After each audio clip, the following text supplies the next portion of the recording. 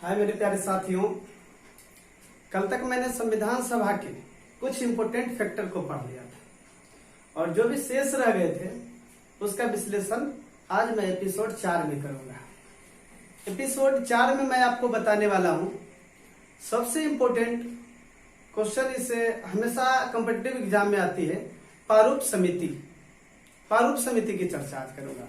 तो चलिए एपिसोड 4 देखते हैं। एपिसोड 4। इससे पहले मैंने संविधान सभा के गठन का 3 एपिसोड YouTube पर अपलोड कर चुका हूं।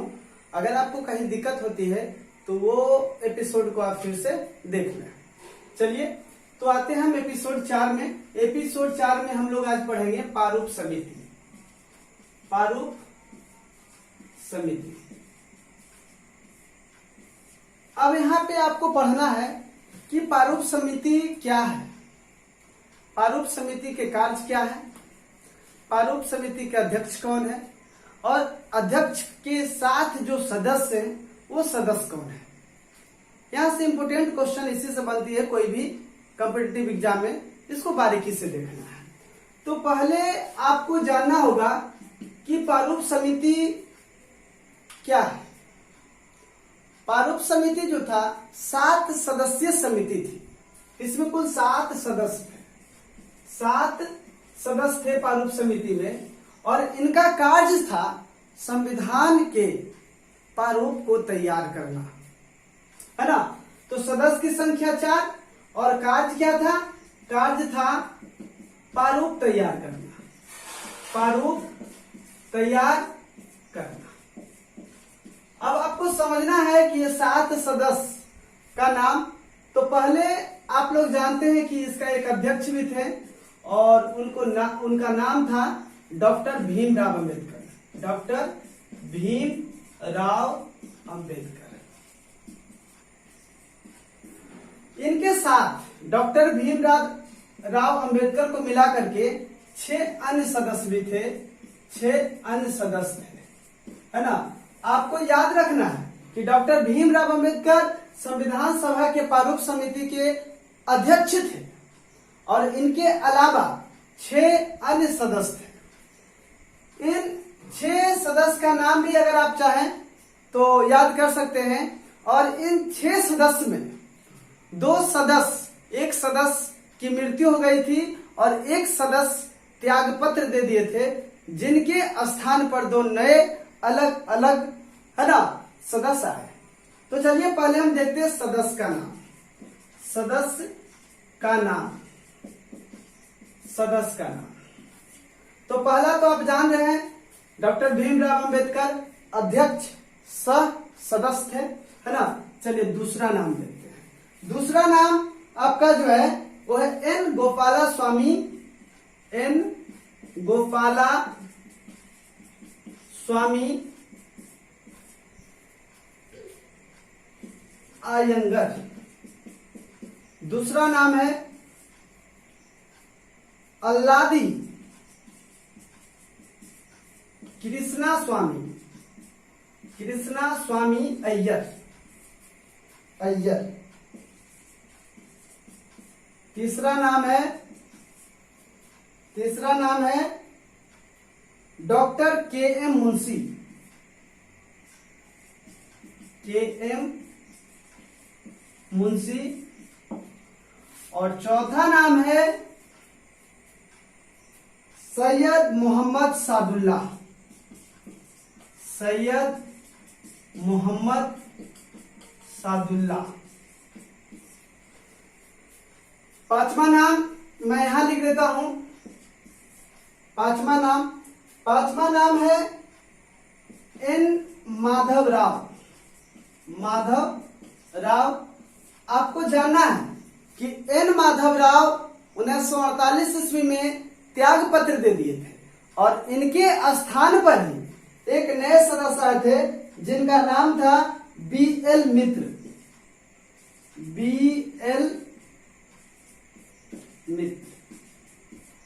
चलिए छठा सदस्य जो थे उनका नाम था टीटी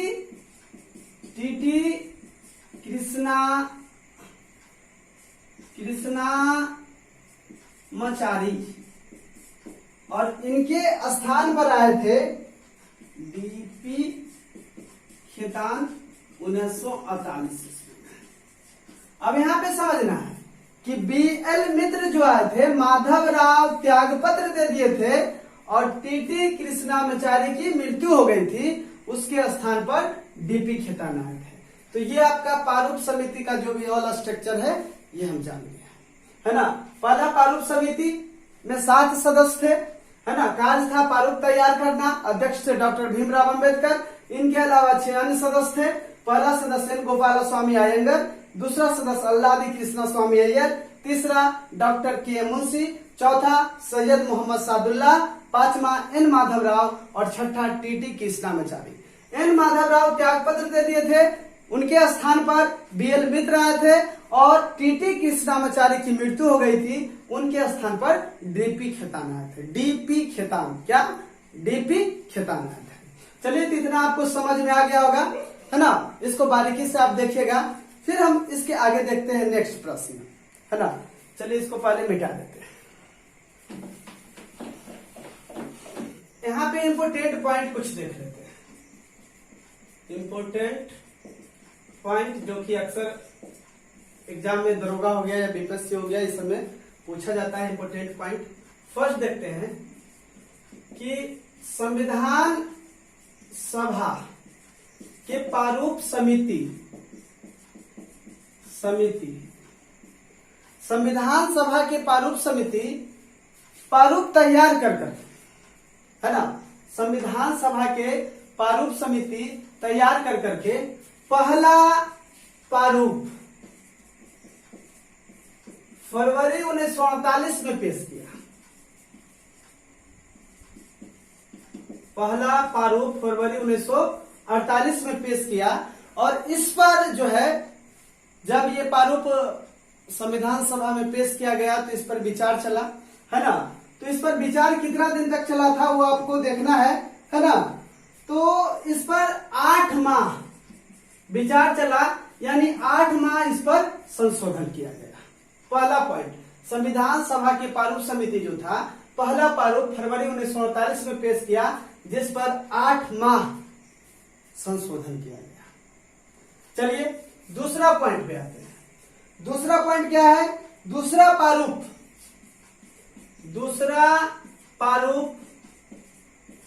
अक्टूबर 1948 में पेश किया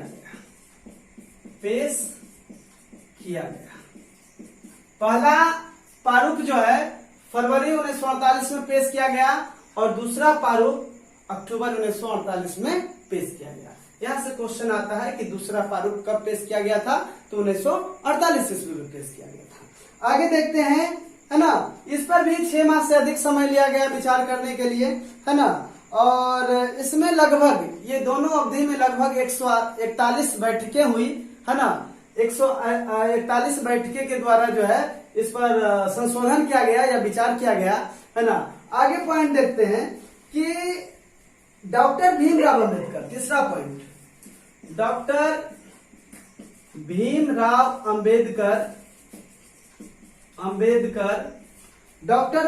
अंबेडकर ने 4 नवंबर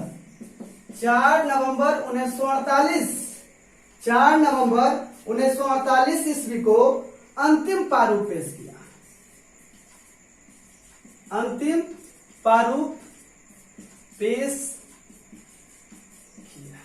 तीसरा पॉइंट यहां से आता है, पहला, दूसरा और अंतिम याद रखना है।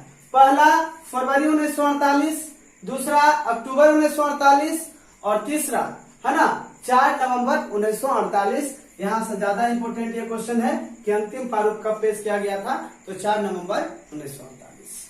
अब यहां से हम सत्र भी देखेंगे, पहला, दूसरा, तीसरा सत्र देखेंगे, कितना से कितना दिन तक विचार चला, क्या चला है ना, उस पर हम बारीकी से देखेंगे। तो चलिए पहले इसको हम मिटा देते हैं। एक बार फिर से देख लेते हैं। संविधान सभा के प्रारूप समिति का पहला प्रारूप फरवरी 1948 में पेश किया गया है ना, जिस पर 8 माह संशोधन हुआ है ना। दूसरा प्रारूप अक्टूबर 1948 में पेश किया गया है ना। 6 माह से अधिक इस पर संशोधन हुआ, विचार हुआ। और ये दोनों मिलाकर के 141 बैठकें भी हुई है ना। डॉक्टर भीमराव अंबेडकर ने 4 अक्टूबर 1948 ईस्वी को अंतिम प्रारूप पेश किया। ये तीनों पॉइंट बहुत इंपॉर्टेंट है, तीनों पॉइंट को आप बारीकी से देखिएगा, याद कीजिएगा, है ना। चलिए अगला पॉइंट हम देखते हैं। अगला पॉइंट क्या है? अगला पॉइंट हम लोग पढ़ेंगे चर्चा। चर्चा क्या चर्चा? प्रारूप समिति के द्वारा जो प्रारूप प्रस्ताव पेश किया गया था उस पर चर्चा।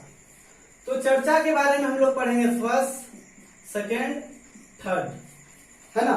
फर्स्ट जो हुआ था चर्चा 4 नवंबर 1948 से 9 नवंबर 1948 तक, लगभग 5 दिन, है ना। ये चर्चा जो हुई थी, अंतिम प्रारूप जब पेश हुआ था, अंतिम प्रारूप पेश हुआ था, है ना, तो उस पे चर्चाएं हुई 5 दिन तक। उसके बाद दूसरा सत्र में चर्चा हुआ, है ना, 15 नवंबर 1948 से 15 नवंबर 1948 से चर्चा हुआ 17 अक्टूबर 1949 तक, 17 अक्टूबर 1949 तक, है ना। 15 नवंबर 1948 से 17 अक्टूबर 1949 तक। और तीसरा चर्चा जो हुआ था 14 नवंबर 1949 से, है ना, 14 नवंबर 1949 से 26 नवंबर 1949 तक, 14 नवंबर से 26 नवंबर 1949 तक। इतना आपको याद रखना है कि पहला चर्चा 5 दिन के लिए हुआ था, 4 नवंबर 1948 से 9 नवंबर 1948 तक। दूसरा चर्चा हुआ था 15 नवंबर 1948 से 17 अक्टूबर 1949 तक। और तीसरा चर्चा हुआ था 14 नवंबर 1949 से 26 नवंबर 1949 तक। चलिए इतना याद रखेगा। आगे हम देखते हैं। आगे आपको इसमें पढ़ना है कि संविधान सभा की जो प्रारूप समिति था, वो प्रारूप तैयार करके, संविधान तैयार करके, है ना, उस पर विचार कर करके एक मूल रूप से संविधान जो बना, उस संविधान को अंगीकृत कब किया गया, है ना, उसे लागू कब किया गया। तो आपको यहाँ पे एक डेट आता है 26 नवंबर 1949, मतलब चर्चा के अंतिम दिन 26 नवंबर 1949। इस दिन जो है भारतीय संविधान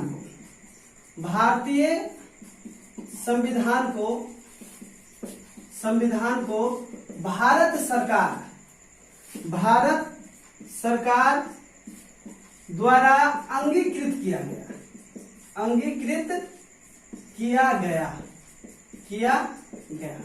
यहाँ 2 वर्ड आती है, एक अंगीकृत और दूसरा लागू। अंगीकृत मन होता है अपनाना, और लागू का मतलब होता है उसको प्रभाव में लाना।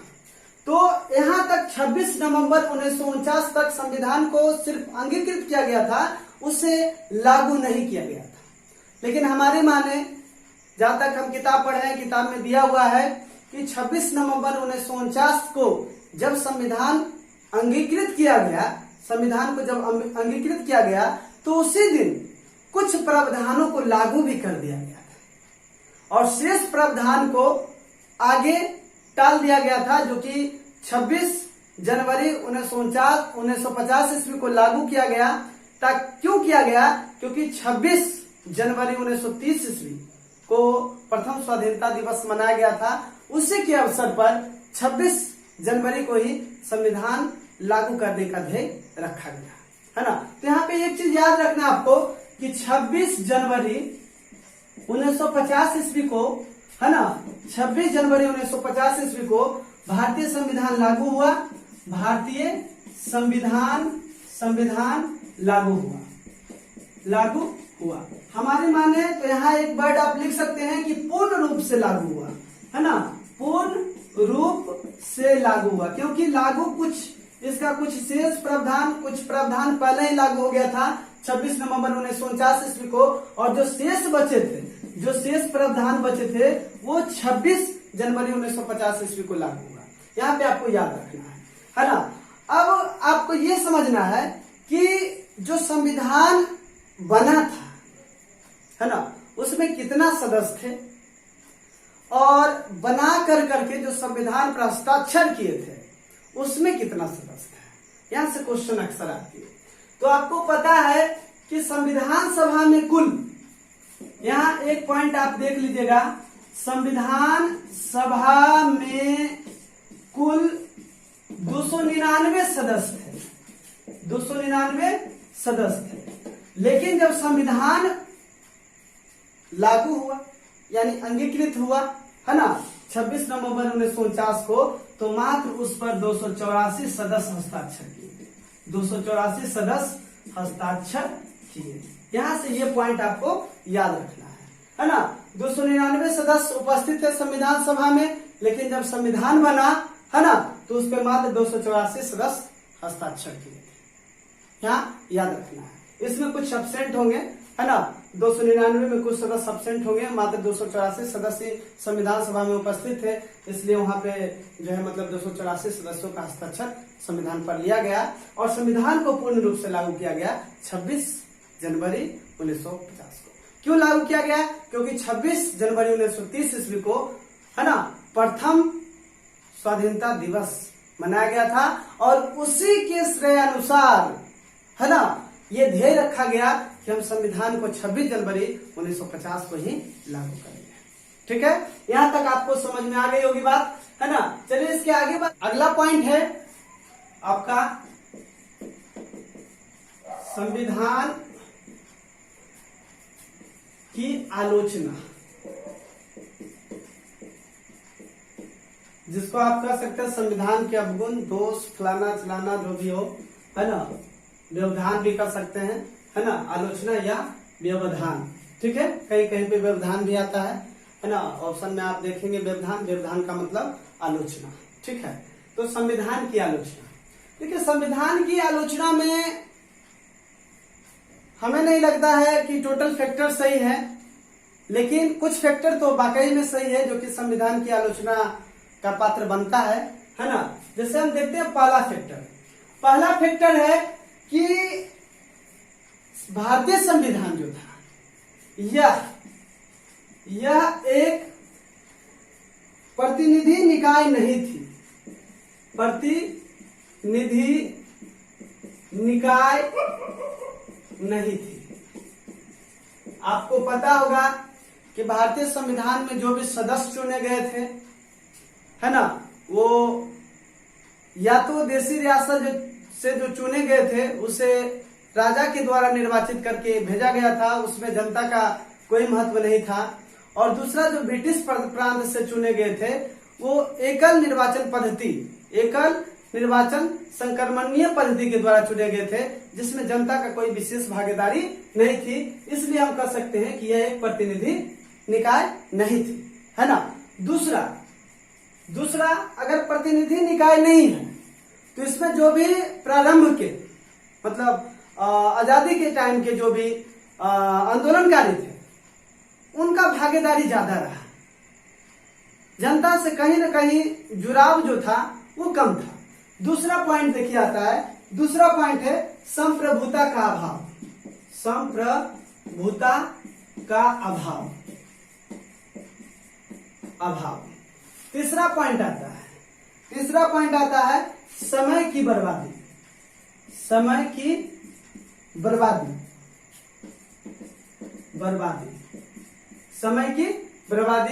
चौथा पॉइंट यहाँ पे आता है, चौथा पॉइंट को भी देख लेते हैं। चौथा पॉइंट क्या है? चौथा पॉइंट है आपका कांग्रेस का प्रभुत्व, कांग्रेस का प्रभुत्व। और पांचवा पॉइंट आपका है वकीलों और राजनीतिज्ञों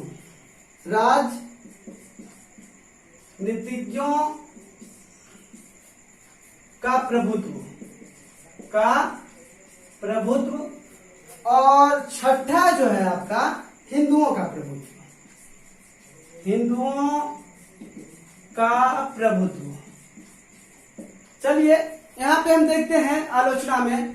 पहले तो आप समझ गए होंगे कि यह एक प्रतिनिधि निकाय नहीं थी, है ना। आपको पता है देशी रियासत से जो है राजा के द्वारा निर्वाचित सदस्य संविधान सभा में उपस्थित हुए थे, और बाकी ब्रिटिश प्रांत के जो थे उन्हें 10 लाख पर चुन लिया गया था, है ना। जनता की उसमें कोई विशेष भागीदारी नहीं थी। संप्रभुता का अभाव था, क्योंकि आप जानते हैं कि भारतीय संविधान में भारत शासन अधिनियम 1935 का है ना बहुत बड़ा योगदान है, या बहुत बड़ा उससे श्रेय लिया गया है भारत शासन अधिनियम 1935 का। तीसरा है समय की बर्बादी। समय 2 साल 11 माह 18 दिन है ना, जो कि 3 साल के लगभग समय लगा, बहुत अधिक समय भी लगा है।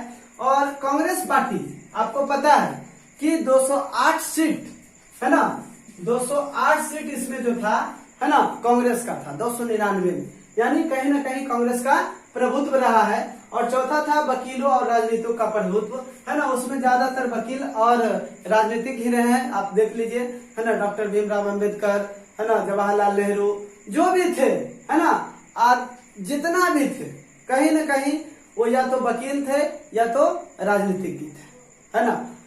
अगला देखते हैं हम हिंदुओं का प्रभुत्व। आपका ये जो सीट दिख रहा है 208 सीट, मुस्लिम लीग वाला तो अलग ही था, 73 सीट उसको दिया गया था, फिर मुस्लिम लीग वाला जो है उससे अलग हो गया, उसका अलग संविधान बना पाकिस्तान का, तो मुस्लिमों की संख्या घट गई और हिंदुओं की संख्या बढ़ गई। इसमें 208 में हिंदू, सिख, ईसाई सभी थे, लेकिन अधिकांश लोग हिंदू ही थे, जिसके कारण कहा जा सकता है कि भारतीय संविधान जो तैयार हुआ था उस पे हिंदुओं का प्रभुत्व अधिक था। ये जो आता है 6 फैक्टर, ये संविधान सभा की आलोचना है। चलिए कुछ और भी इंपॉर्टेंट पॉइंट है उसको भी देख लेता हूं है ना। चलिए अगला पॉइंट देखता हूं मैं, यहाँ पे आपका हो गया है ना। चलिए यहाँ से देख लेते हैं other important factor. Other important factor में संविधान सभा द्वारा हाथी को प्रतीक चिन्ह है ना, प्रतीक चिन्ह या मुहर बनाया गया है ना। BN राव संवैधानिक सलाहकार बने है ना। ABR अयंगर को जो है सचिव बनाया गया और प्रेम बिहारी नारायण को सुलेखक बनाया गया। LN मुखर्जी को मुख्य प्रारूपकार बनाया गया। इसको आप लोग लिख लीजिएगा, नोट कर लीजिएगा, नोट करके याद कीजिएगा है ना। उतना ज्यादा इंपॉर्टेंट तो नहीं है, लेकिन हो सकता है मे भी कहीं क्वेश्चन पूछते हैं। ठीक है, बाय, टेक केयर, आज भर इतना।